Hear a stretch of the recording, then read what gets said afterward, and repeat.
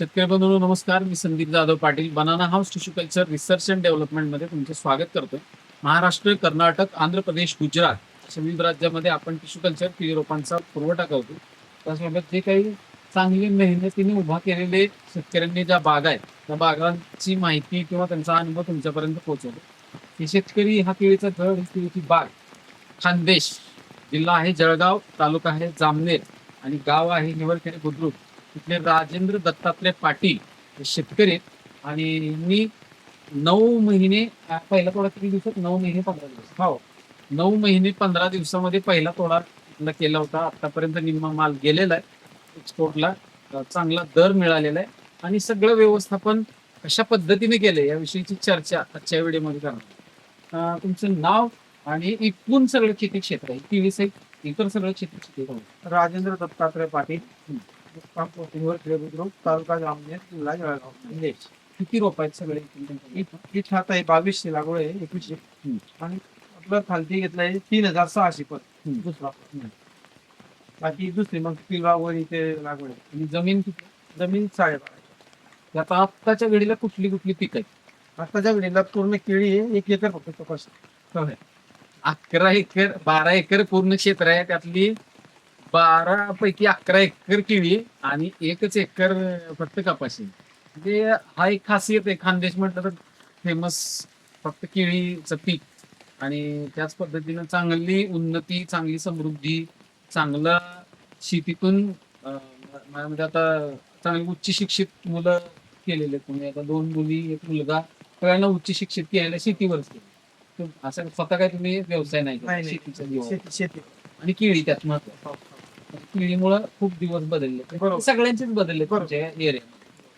तर ज्यावेळेस ह्या क्षेत्रात पूर्वी केळी लागवड करण्याआधी काय होतं आणि कसं क्षेत्र तयार केलं, मेहनत काय केली त्यांनी? कसं अगोदर जी शेतीच्या म्हणजे केळीच्या अगोदर म्हणजे इतर आपण जे पारंपरिक पिकं घेत होतो त्याच्यामध्ये एवढं उत्पन्न नव्हतं, खर्च जास्त होता, उत्पन्न कमी होतं.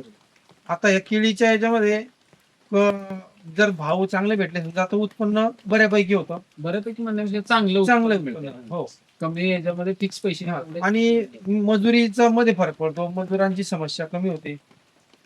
कमी कष्ट किंवा कमी लेबरचा त्रास आहे आणि उत्पन्न चांगलं आहे. नगदी पीक आहे, नगदी पीक, कॅश क्रॉप आहे. नगदी पीक. आणि मुळात तुमची इथली भौगोलिक परिस्थिती आणि खानदेश फार तुमचं मला वाटतं आजूबाजू तुम्ही जसं कळतंय तसं तुमच्याकडे केळीचे भाग आहेत. हो, म्हणजे भूगोलाच्या पुस्तकात जळगाव हे नाव केळीसाठीच प्रसिद्ध असायचं. जळगाव म्हणलं का केळी, दुसरं काही लक्षात येत नाही. जळगाव हा सहज कुणी जरी म्हटलं जळगाव असा उच्चार जरी केला तरी लक्षात येतं अरे केळी. म्हणजे इतकं ते नाव एकरूप झालेलं आहे.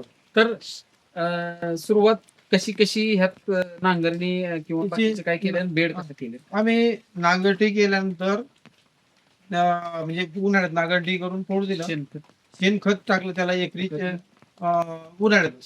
म्हणजे सुरुवातीला शेणखत म्हणजे नांगरटी केल्यानंतर त्याच्यावर शेणखत टाकलं.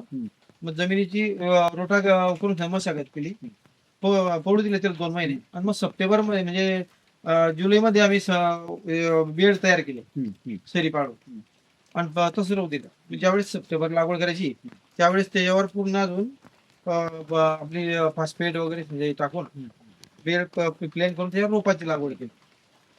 लागवड झाली समजा तर ह्या एकूण क्षेत्राला किती ट्रॉली शेणखत आहे?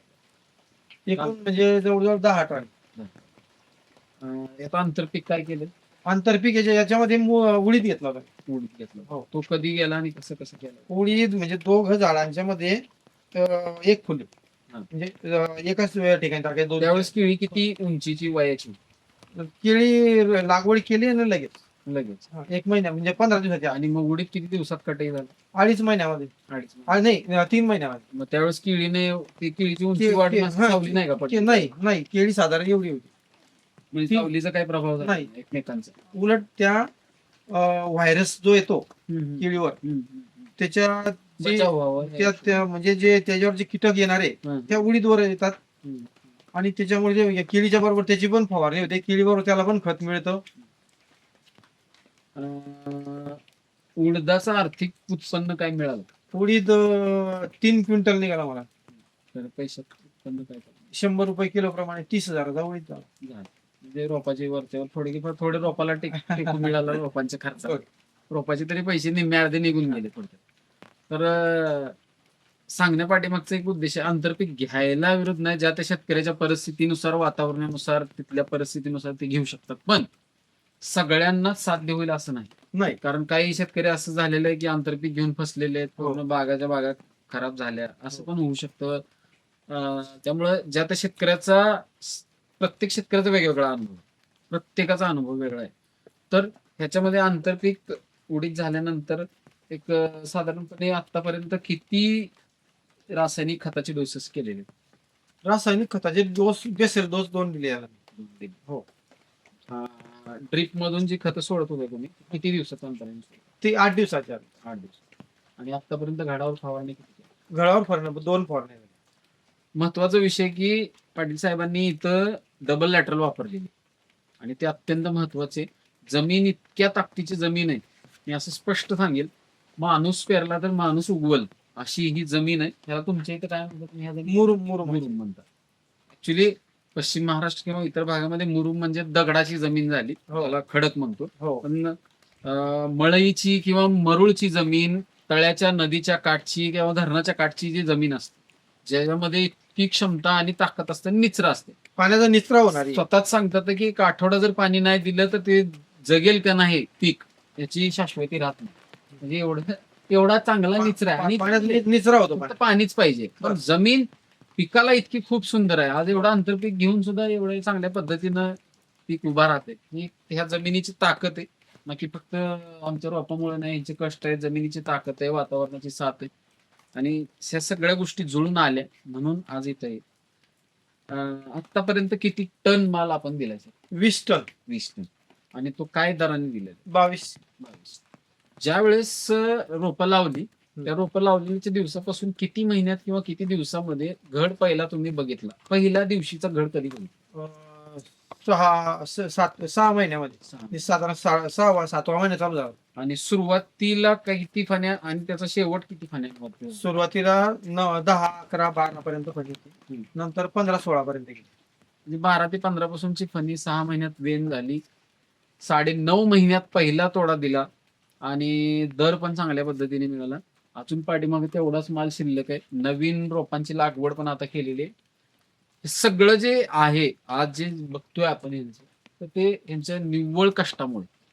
फक्त हे रोप आम्ही ह्या सगळ्या गोष्टी निमित्त आहे, पण मूळ शेतकरी जे दुर्लक्ष करत नाही, तुम्ही दुर्लक्ष अजिबात करत नाही, ते लक्षात येते. कारण